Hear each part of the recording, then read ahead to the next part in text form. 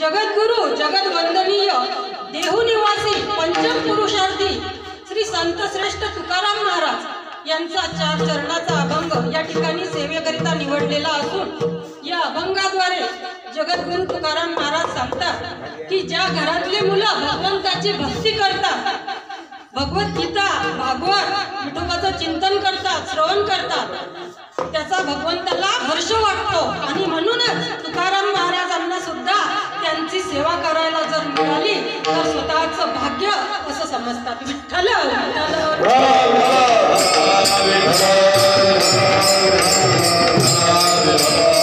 विठ्ठल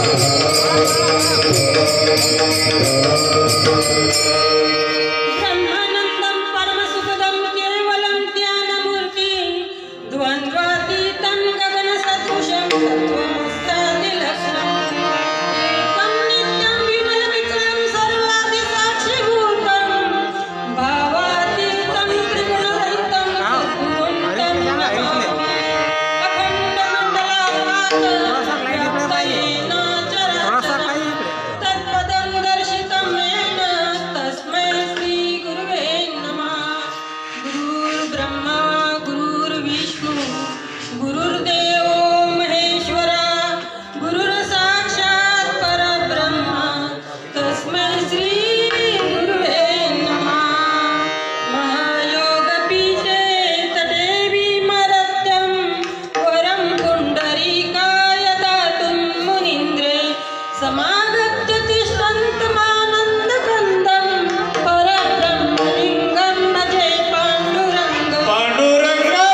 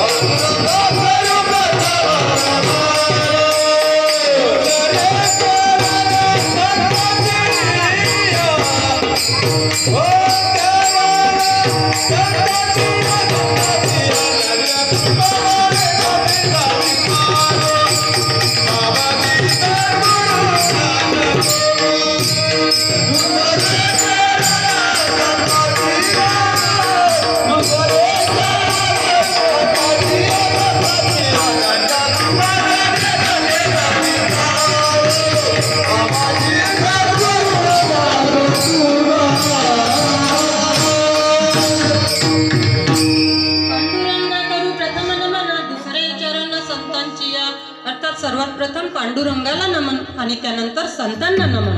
ओम नमो ज्ञानेश्वरा ज्ञानेश्वरा ओम नमो ज्ञानेश्वरा ज्ञानेश्वरा ओम नमो ज्ञानेश्वरा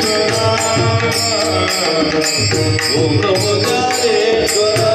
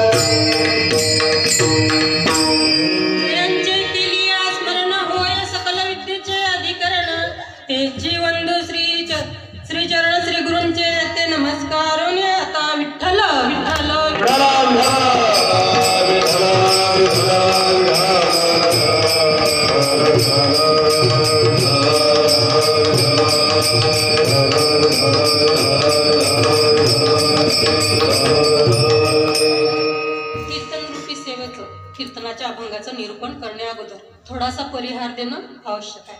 तो असा की दरवर्षीप्रमाणे याही वर्षी आपल्या या बोरवण नगरीमध्ये आपले आदरणीय हरिभक्तीपरायण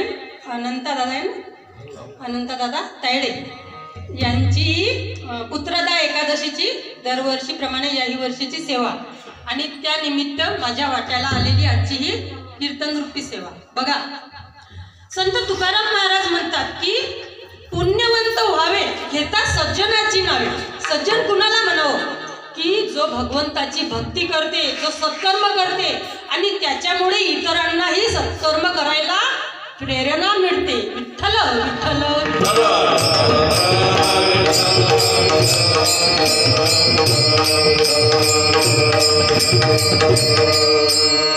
आजच्या एकादशीचा अगदी 2 मिनिटाचा परिहार बघू. बघा, आजची अतिशय महत्वाची एकादशी आहे, पुत्रदा एकादशी.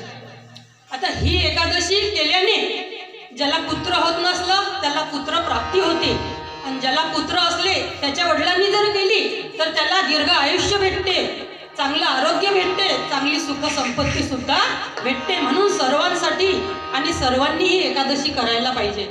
बघा, एक महिष्मती नगरीचा राजा होता, त्याचं नाव महिपती होतं. तो राजा फार दयाळू होता, फार भक्तिमान होता, पण पुत्र संतती नव्हती. कंटाळून गेला, खूप म्हातारपण जवळ आलं. शेवटी नाही इलाजाने म्हणजे मुलगा झालाच नाही, संताप आला. शेवटी वनात गेला आणि ठरवलं की आता तपश्चर्या करायची आणि उर्वरित आयुष्य वनातच काढायचं. जसा तपश्चर्याला बसला तेवढ्यात लोमश ऋषी त्या ठिकाणी आले. ऋषींनी विचारलं की एवढा उद्विग्न होऊन आणि तू राजा प्रजेचं पालन करण्याचं सोडून इथं या वनामध्ये कशाला आला? त्यावेळेस राजाने सगळी इतंभूत कथा सांगितली की बा पुत्र संतती नाही म्हणून मी उद्विग्न मनाने या ठिकाणी आलो. ऋषी म्हणायला लागले, बघ मी तुला उपाय सांगतो, पण त्या अगोदर मला तुझा पूर्व इतिहास बघायचा आहे. ऋषींनी डोळे बंद केले आणि ध्यान लावलं आणि बघितलं आणि सांगितलं की राजा, मागच्या जन्मामध्ये तू एक व्यापारी होता. बघ, तू व्यापार करायचा, तू या गावाहून दुसऱ्या गावाला व्यापारासाठी जायचा. एकदा तुला तहान लागली जात असताना रस्त्यामध्ये सरोवर होतं, त्या सरोवराच्या काठी तू पाणी पिण्याकरता गेला आणि तू आता पाणी पिणार, तेवढ्यात एक गाय आली आणि त्या गायीने त्या पाण्याला तोंड लावलं. क्रोधात येऊन तुने काय केलं की एक काठी घेतली आणि गायीला जोरात मारली.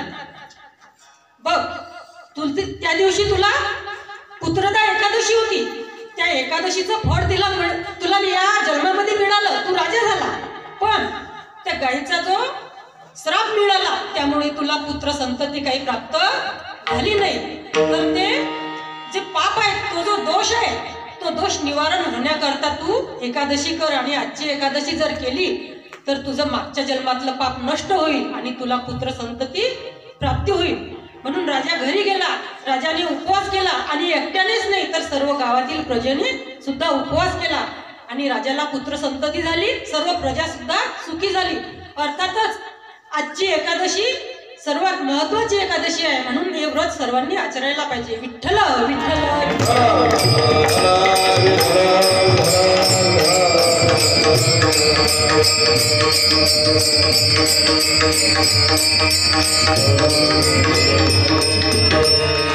आता आपण आपल्या अभंगाकडे. जगद्गुरु तुकाराम महाराज सांगतात की आपुलिया हिता जो असे जागता.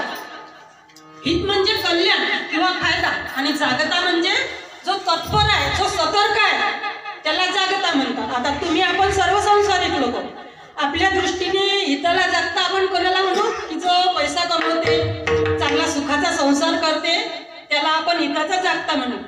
पण संतांची दृष्टी ही दूरदृष्टी असते. संत तात्पुरता विचार करत नाही. संतांना माहिती आहे की संसार हा नश्वर आहे, देह हा नाशिवंत आहे, पण आत्मा हा अविनाशी आहे. ज्या वेळेस आपला मृत्यू होते या देहाचा, त्यावेळेस या मृत्यूसोबत काय जाते तर आपण केलेलं सत्कर्म, आपण केलेलं पुण्यकर्म जाते. बघा, एक गोष्ट सगळेजण लक्षात ठेवा की आपण आयुष्यभर संपत्ती कमावतो, पण ती संपत्ती मेल्यानंतर आपल्या काही सोबत येत नाही. उलट आपण गेल्यानंतर त्याला वारीस लागतात. पण ही जी हरिनाम रूपी संपत्ती आहे, ही आपल्या मृत्यूनंतर आपल्या सोबत येते आणि त्याला कोणी वारीस सुद्धा लागत नाही. ते आपलं कर्माचं फळ आणि आपलं भक्तीचं फळ आपल्याला मिळते. म्हणून संतांनी सांगितलं की तुम्ही भक्ती करा आणि ज्या घरातली मुलं भगवंताची भक्ती करतात त्यांच्याबद्दल मग तुकाराम महाराज म्हणतात की आपुलिया हिता अशी जो जागता. अभंगाचं पहिलं चरण. आपुलिया हिता होते जागता. आपुलिया हिता होते जागता.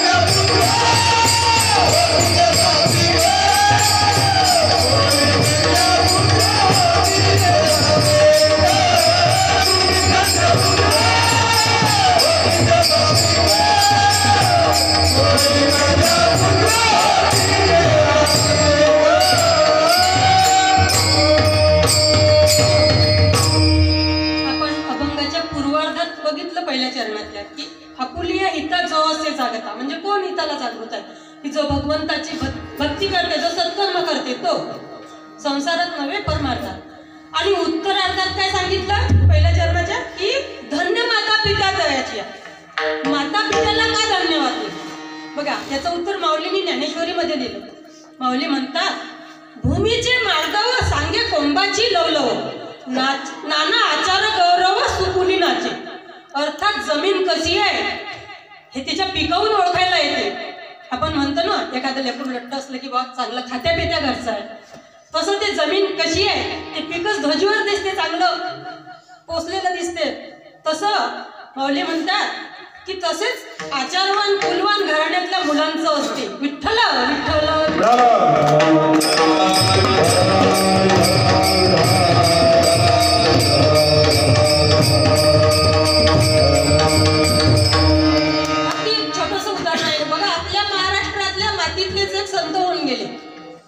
सावतोबा महाराज त्यांनी आपल्या हृदयामध्ये भगवंताला साठवलं। एकदा नामदेव महाराज आणि ज्ञानेश्वर माऊली पांडुरंगाच्या दर्शनासाठी जात होते। आता नामदेव महाराज सांगत होते रस्त्याने ज्ञानेश्वर माऊलीला की बघ मी भगवंताचा लाडका भक्त आहे, मी भगवंताला दूध पाजलं, मी भगवंताला नैवेद्य खाऊ घातला, नैवेद्य हातीचा मूर्ती जेवली। तर असं बडाय मारत होते। आता पांडुरंगाने ओळखलं अंतरीची घेतो गोडी पाहेजोडी ची।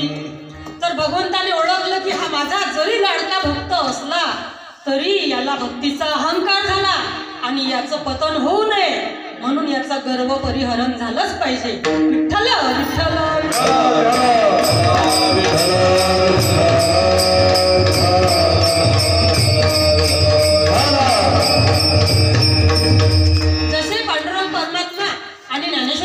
दर्शनाला मंदिरात जाणार तसे भगवंत तिथून उतरले आणि बाहेर पडायला लागले। जसे जसे भगवंत पुढे जायचे तसे तसे ज्ञानेश्वर महाराज आणि नामदेव महाराज त्यांच्या मागे जायचे। देवा दर्शन घेऊ द्या, देवा दर्शन घेऊ द्या। जे पांडुरंग गेले ते थेट अरण हे गाव होतं सावतोबा महाराजांचं। अरणच्या शिवारात गेले आणि त्या ठिकाणी सावतोबा महाराज भाजी खुडत होते। कांदा मुळा भाजी अवघी विठाबाई माझी, लसूण मिरची कोथिंबिरी अवघा झाला माझा हरी, असं त्यांचं भजन चालू होतं आणि हाती विळा होता, भाजी खुरपत होते। तेवढ्यात त्या ठिकाणी भगवंत गेले आणि म्हणतात अरे सावतोबा दोन चोर माझ्या पाठीमागे लागले, बघ मला लपव कुठेतरी। त्यावेळेस सावता महाराजांनी कुठलाही विचार न करता विळा घेतला आणि आपलं पोट फाडलं आणि त्या ठिकाणी भगवंताला आपल्या हृदयात लपवलं। साठविला हरी त्याची सरली एर झाला आणि झाला सफळ व्यापार। तर अशा प्रकारे त्या ठिकाणी भगवंताला लपवलं पोटात। तिकडून ते दोघं मागून आले ज्ञानेश्वर माऊली आणि नामदेव महाराज। विचारणार की आता तुम्ही भगवंताला पाहिलं का तेवढ्यात पितांबराचा तो काठ दिसला बाहेर. त्यावेळेस त्यांनी ओळखलं आणि त्यावेळेस त्यांना सावता महाराजचा अधिकार कळला आणि त्यावेळेस त्यांचं गर्व हरण झालं. कोणाचं? नामदेव महाराजांचं. म्हणून त्यांना तुकाराम महाराज म्हणतात, धन्य त्याची धन्य त्याची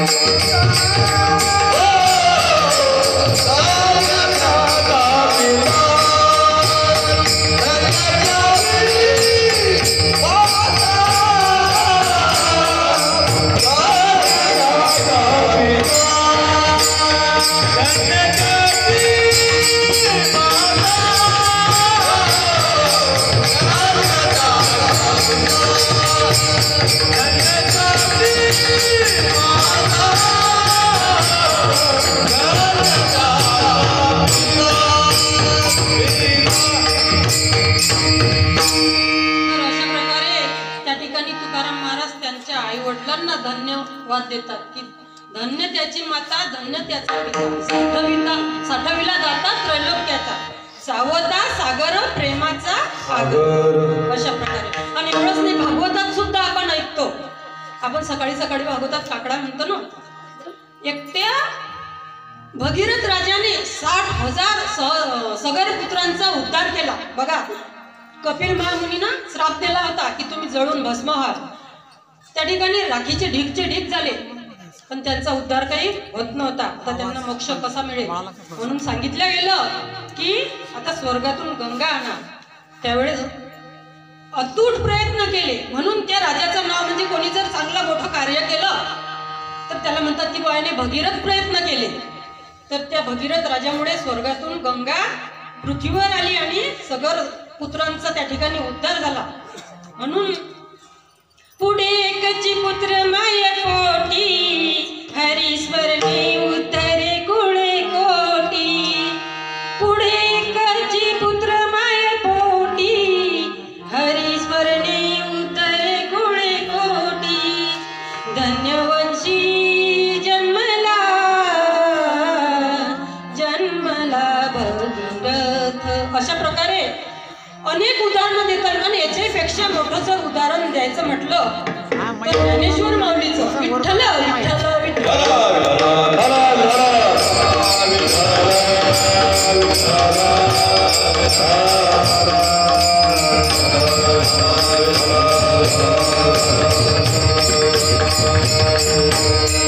त्यावेळेस ज्ञानेश्वर माऊलीला आळंदीला समाधी देण्यात आली. त्यावेळेस त्या ठिकाणी पांडुरंग परमात्मा आणि रुक्मिणी माता दोघं सुद्धा उपस्थित होते. आणि त्या ठिकाणी शिळा झाकली. त्यावेळेस पांडुरंग रडले, अक्षरशः डोळ्यातून अश्रू गाळले. त्यावेळेस माता म्हणायला लागल्या की प्रभू, आतापर्यंत बऱ्याच योग्यांनी समाध्या घेतल्या पण आपण रडला नाही, पण आता आपण का रडता? त्यावेळेस भगवंतांनी सांगितलं की न भूतो न भविष्यती. अगं, आतापर्यंत असा योगी झाला नाही आणि होणारही नाही. भगवंतांनी त्या ठिकाणी ज्ञानोबा माऊलीची ख्याती सांगितली. त्यावेळेस आईचं सुद्धा हृदय भरून आलं. आणि रुक्मिणी माता म्हणायला लागल्या की पांडुरंगा त्याच्या आई वडिलाला तुम्ही धन्यवाद द्या. विठ्ठल विठ्ठल विठ्ठल.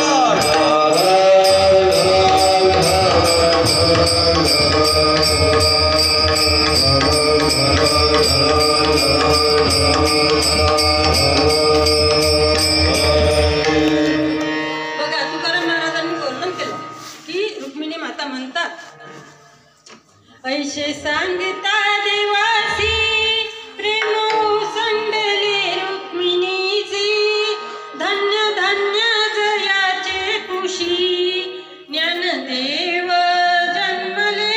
विठ्ठल विठ्ठल.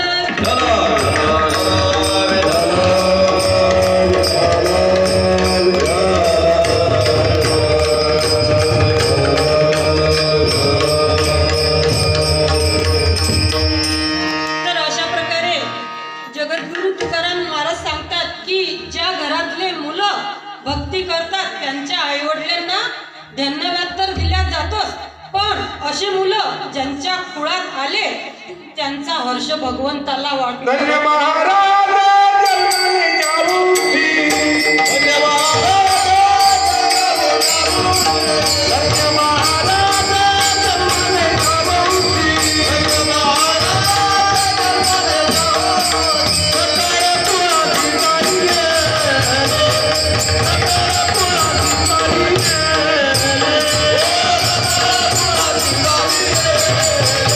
सकाळ कुळाची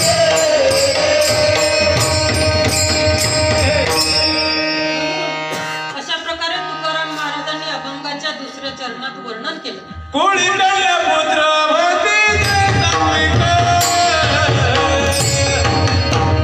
कोळी कन्या पुत्र भतीजे सात्विक. कोळी कन्या पुत्र भतीजे सात्विक. कोळी कन्या पुत्र भतीजे सात्विक. कोळी कन्या पुत्र भतीजे सात्विक. कोळी कन्या पुत्र भतीजे सात्विक. कोळी कन्या पुत्र भतीजे सात्विक. कोळी कन्या पुत्र भतीजे सात्विक.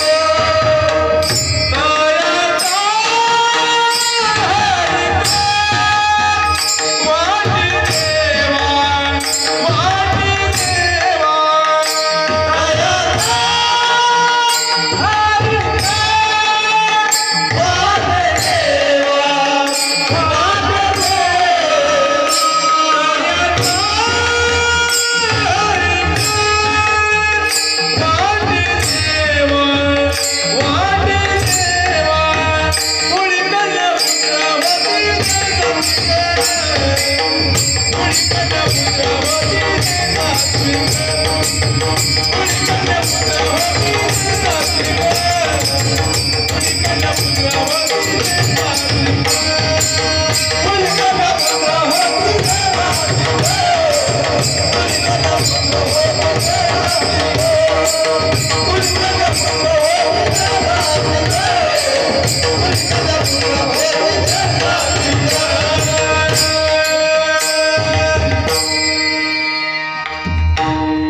आतापर्यंत आपण पुत्रांचंच बघत होतो, पण तुकाराम महाराजांच्या अभंगाचं नीट बारकाईने निरीक्षण केलं तर असं लक्षात येते की अगोदर कन्या नंतर पुत्र म्हणतात. बघा आपल्या साधू संतांनी आपल्या ऋषी मुनींनी नवे नवे आपल्या देवतांनी सुद्धा आपल्या शास्त्रा पुराणांनी सुद्धा स्त्रीला अग्रगण्य पूजनीय मानलेलं आहे.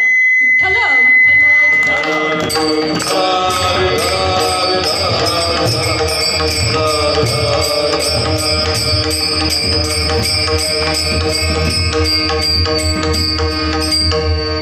बघा कबीरदासजी महाराज सुद्धा म्हणतात की स्त्रीची निंदा करू नका, स्त्री पूजनीय आहे. स्त्री अबला नाही ती सबला आहे. बघा नारी की निंदा मत करो यारो, नारी की निंदा मत करो यारो, नारी है रतन की खान, नारी से पैदा हुए शुक भीष्म हनुमान, ध्रुव प्रहलाद समान. शुकासारखे ज्ञानवान, भीष्मासारखे प्रतिज्ञावान आणि हनुमानजी सारखे बलवान, तसेच ध्रुव आणि प्रल्हादासारखे महान भक्त जन्माला आले, म्हणून स्त्रियही पूजनीय आहे. विठ्ठल विठ्ठल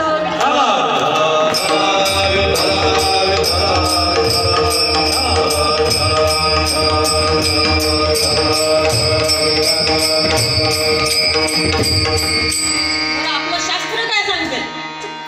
आपल्या गीतेमध्ये सुरुवातीला पहिलंच अक्षर काय व्यासांनी लिहून ठेवलं की तमेव माताच्या पिता तमेव, अगोदर माता नंतर पिता, म्हणून स्त्रीला कमी लेखू नये. म्हणजे मी एक स्त्री आहे म्हणून नाही सांगत बरं, असं शास्त्र सांगते. यत्र पूज्यन्ते नारी तत्र रमन्ति देवता, अर्थात जिथं नारीची पूजा केल्या जाते तिथं देवता वास करतात. विठ्ठल विठ्ठल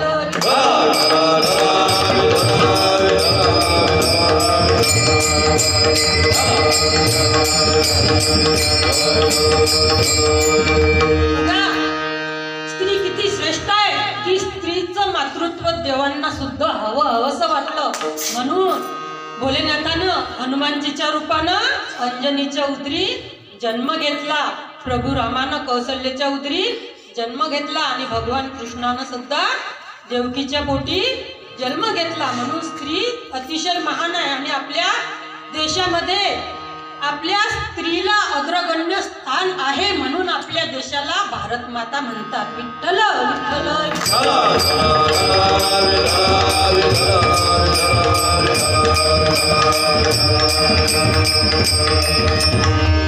तर एकंदरीत सांगायचं असं की तुकाराम महाराज म्हणतात की भगवंताची भक्ती करा, आणि गीतेच्या 6व्या अध्यायात 5 नंबरच्या श्लोकामध्ये भगवान कृष्णाने अर्जुनाला सांगितलं, अर्जुना उद्धरेदात्मनात्मानं नात्मानं वसादयेत् आत्मैव आत्मनो बंधुरात्मैव रिपुरात्मनो.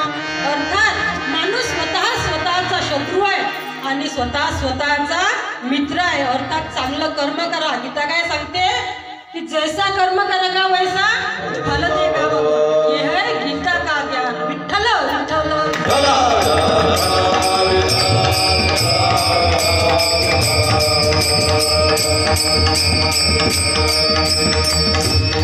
आपण काय करायला पाहिजे की आपलं आद्य कर्तव्य काय? भगवंताची भक्ती करा. आणि सगळे संत ओरडून ओरडून सांगतात, म्हणून जर भक्ती करसान तर तुमची सद्गती होईल. शांती ब्रह्म एकनाथ महाराज सुद्धा तेच सांगतात. हे जर नाही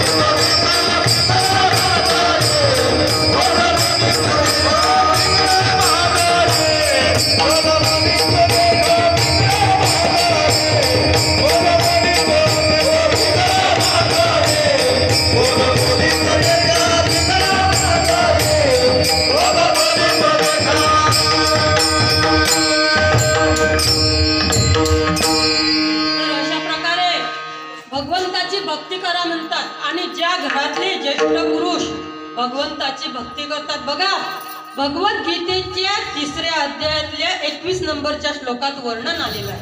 भगवंत अर्जुनाला सांगतात, यद्यदाचरति श्रेष्ठ तत्त देवेतर जनस यत् प्रमाणं कुरुते लोकस्तदनु वर्तते. अर्थात ज्या घरातले ज्येष्ठ व्यक्ती, ज्येष्ठ श्रेष्ठ पुरुष ज्या भागातले, ज्या गावातले, ज्या घरातले जसं वागतात तसे इतरही म्हणजे म्हणजे त्यांच्यापेक्षा लहान मुलं त्यांची पिढी वागत असते. म्हणून ज्येष्ठांनी श्रेष्ठ आचरण करावं, श्रेष्ठ कर्म करावं, जेणेकरून आपले मुलं सुद्धा ते संस्कार घेतील. आणि ज्या घरातले मुलं चांगले वागतात, जे आई वडील चांगले वागतात, तसे त्यांचे मुलं वागतात. हेच अभंगाच्या 3ऱ्या चरणात. गीता भागवत कर तिसरा भाग. गीता भागवत कर तिसरा भाग.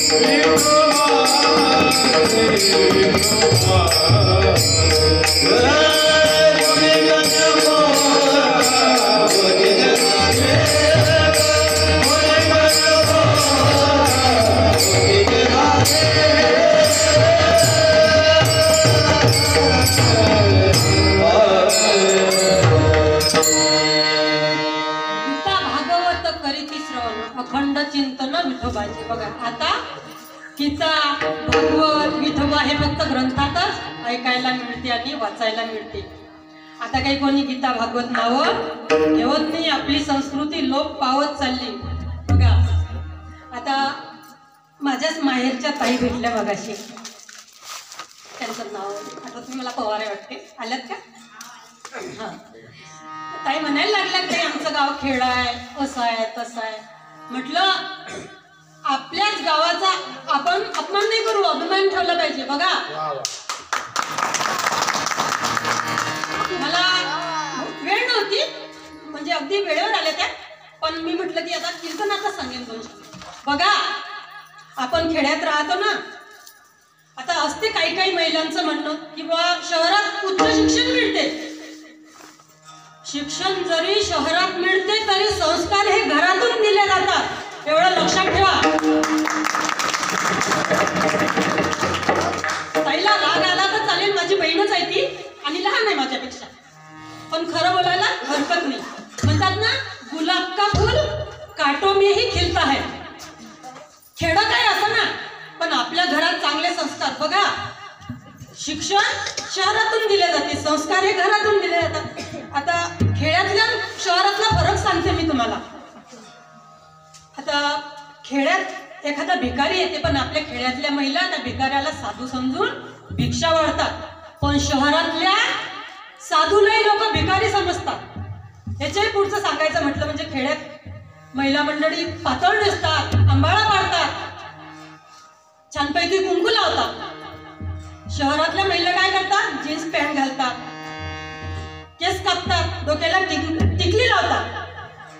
आणखी खेड्यातल्या घरावर अतिथी देवो भव असं लिहिलेलं असतं, बरोबर आहे ना? आणि शहरात खेड्यातल्या कुळाच्या भिंती असतात, शेणा मातीनं सारवलेल्या असतात, पण त्याच्यात आदर असते. शेणानं सारवल्याच्यात संस्कार असतात, त्याच्यावर अतिथी देवो भव लिहिलेलं असते. पण शहरातले सिमेंट कॉन्क्रीटचे घरं असतात. शहरातली महिला शॉपिंग करायला जाते, पर्समध्ये कुलूप लावून चाबी टाकते, कुत्र गेटमध्ये बांधून ठेवते, आणि भिंतीवर काय लिहिलेलं असते त्या सिमेंट कॉन्क्रीटच्या भिंतीवर? कुत्र्यापासून सावधान.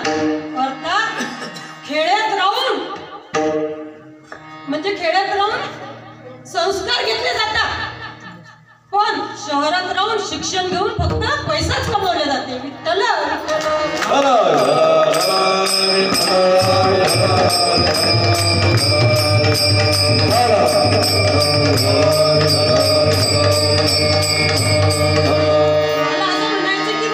खेड्यात राहून संस्कार घेऊन संस्कृती जपली जाते, आणि शहरात काय शिकतात? फक्त शिक्षण घेणे आणि पैसा कमवणे. संस्कार मिळतात काय? नाही. म्हणून आपण असा कुठे पण बघा, लहानपणी जर आपल्या मुलांच्या संस्कार रूपी इमारतीचा पाया मजबूत असला तर भविष्यात त्यांची इमारत किती उंचावर गेली तरी तिला पडण्याची भीती राहत नाही. विठ्ठल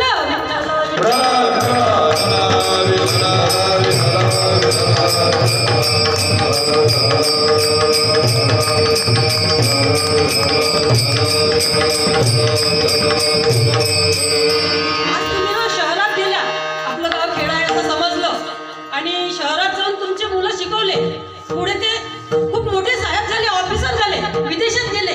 तुम्ही ज्या वेळेस म्हातारे होसाल त्यावेळेस तुम्हाला त्यांच्या आपुलकीची, त्यांच्या प्रेमाची गरज वाटेल. त्यावेळेस ते तुम्हाला मनी ऑर्डर करतील आणि सांगतील की आम्हाला वेळ नाही, कारण तुम्ही आम्हाला पैसाच कमवणं शिकवला, आम्हाला संस्कार नाही दिले. म्हणून खेड्यात राहूनही संस्कार देता येतात आणि संस्कृती जपता येते. विठ्ठल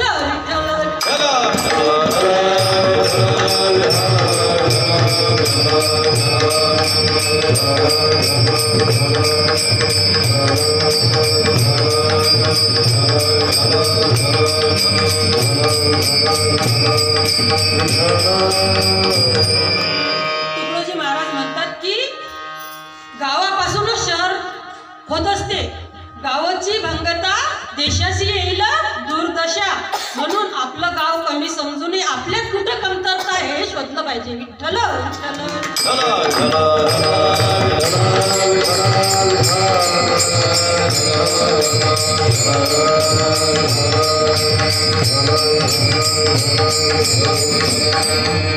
विठोबा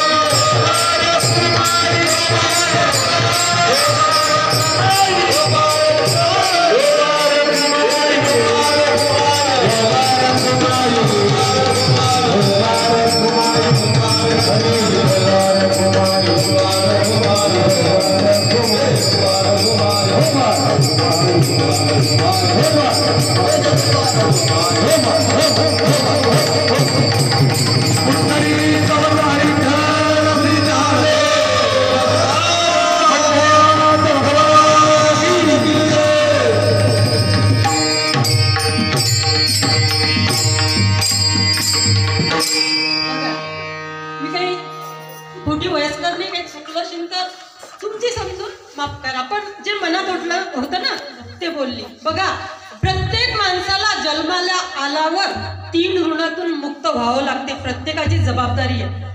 पहिलं ऋण म्हणजे मात्या पित्याचं ऋण, दुसरं ऋण म्हणजे ऋषीचं ऋण, आणि तिसरं ऋण म्हणजे देवताचं ऋण.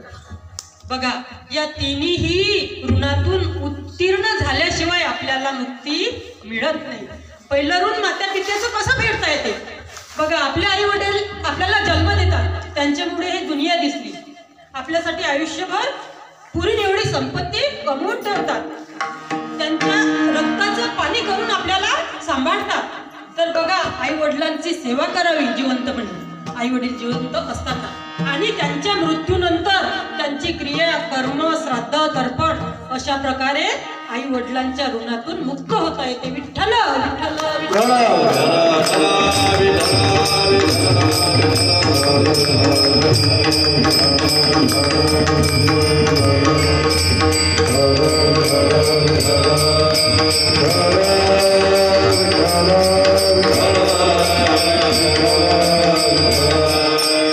आता 2 नंबरचं ऋण आहे ऋषीचं ऋण.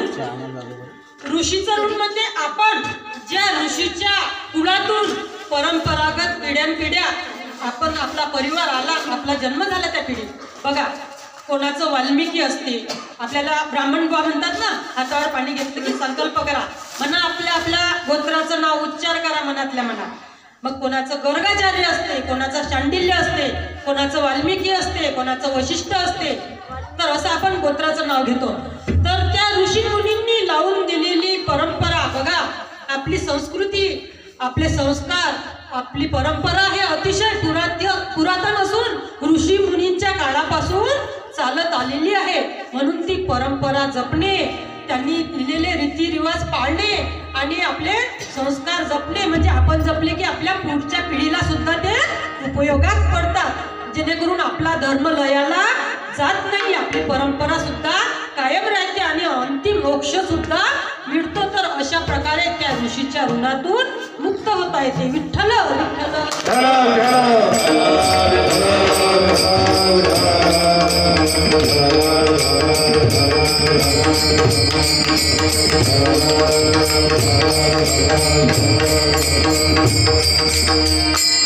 आता 3 नंबरचं ऋण आहे देवाचं ऋण. हे सर्वात मोठं ऋण आहे. बघा, भगवंत गीतेच्या 15व्या अध्यायात 7 नंबरच्या श्लोकात सांगतात की ममै वंशो जीवलोके जीवभूत सगळा. अर्थात प्रत्येक जीव हा माझा अंश आहे, म्हणून या अंशाने अंशीचं स्मरण करणे यात काही नवल नाही. अर्थातच त्या भगवंताची भक्ती करावी, अनन्य भावे त्याची शरणागती पत्करावी आणि त्याला शरण जावं. म्हणजेच आयुष्यभर शेवटच्या क्षणापर्यंत भगवंताचं, जोपर्यंत आपल्या शरीरात प्राण आहे तोपर्यंत त्याचं स्मरण करणे, म्हणजेच त्याच्या उपकारातून उत्तीर्ण होईल. अशा प्रकारे देवाचं ऋण फेडतात. विठ्ठल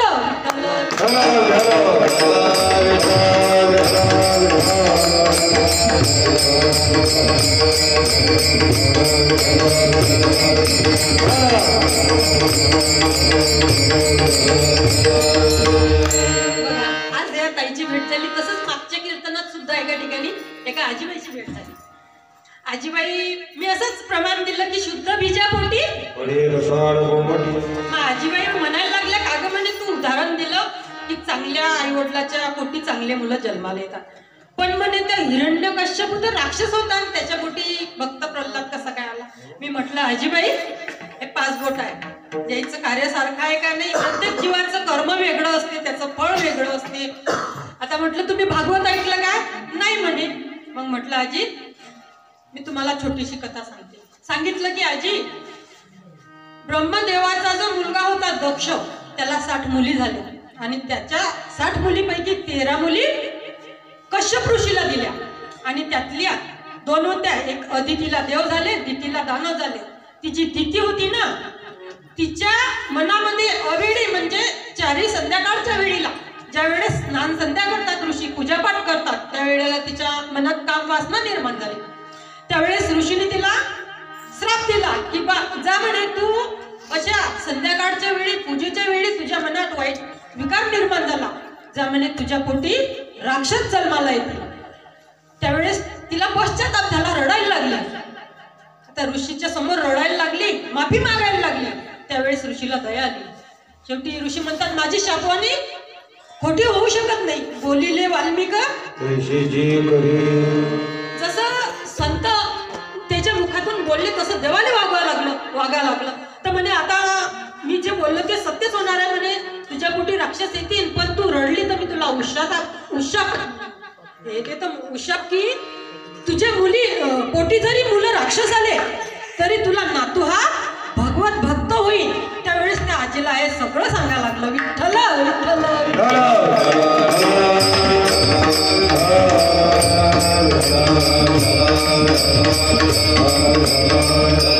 मला असं वाटतं की आपण नुसतंच कीर्तन करून अभंगाचं निरूपण करून काय फायदा. कोणी समोरच्यानं जर काही प्रश्न विचारला, शंका विचारली तर त्याच्या शंकेचं निरसन हे व्हायलाच पाहिजे. पण आजी तेवढ्यावर मुकाट्यानं बसली नाही. आजीबाई म्हणते मग तू म्हणते की असा श्राप होता, पण म्हणे तो कंस तर म्हणे दुष्ट होता, त्याचा बाप तर चांगला होता, मग चांगल्या बापाच्या पोटी असा मुलगा कसा काय आला. म्हटलं आजी तुम्हाला खरंच सांगते तुम्ही भागवत नक्की आहे का. म्हटलं हा कंस आहे की नाही उग्रसेनाचा मुलगा होता. याच्या आईचं नाव पवनरेखा होतं. आता याची आई अतिशय सौंदर्याची खान होती. ती पूजेसाठी फुलं तोडायला बागेत गेली. तेवढ्यात एक राक्षस आला. त्याने बघितलं तिला आणि त्याने तिला पळवून नेला. आणि त्या राक्षसापासून जो हा गर्भ राहिला त्या पवनरेखाला म्हणजे कंसाच्या आईला, त्या उग्रसेनाच्या पत्नीला, तोच हा कंस. आता तिनं भीतीपोटी आपल्या पतीला काही सांगितलं नाही. पूर्वीचे लोक म्हणजे एक गाव दोन तुकडे, म्हणून तिनं काही भीतीपोटी राजाला सांगितलं नाही. तर अशा प्रकारे सांगितलं आणि तो मुळातच मागच्या जन्मातला कालनेमी नावाचा राक्षसच होता. तर अशा प्रकारे बघा भागवत ऐकलं पाहिजे, कीर्तन ऐकलं पाहिजे, प्रवचन ऐकलं पाहिजे, जेणेकरून आपल्यालाही माहिती होते आपले धर्म, आपले संस्कार, आपली संस्कृती, आपली परंपरा काय आहे याच्याबद्दल ज्ञान होते. आणि आपण जसं वागलं तसे आपले मुलं त्यांच्यावर संस्कार पडतात. दररोज सकाळी सर्व मोठ्यांनी लहानांनी सर्वांनी आंघोळ झाली की देवाचं दर्शन घ्यायलाच पाहिजे, मंदिरात जायलाच पाहिजे, संध्याकाळी हरिपाठ घ्यायलाच पाहिजे. म्हणजे आपल्या मुलांना सुद्धा तसे संस्कार मिळतात. विठ्ठल विठ्ठल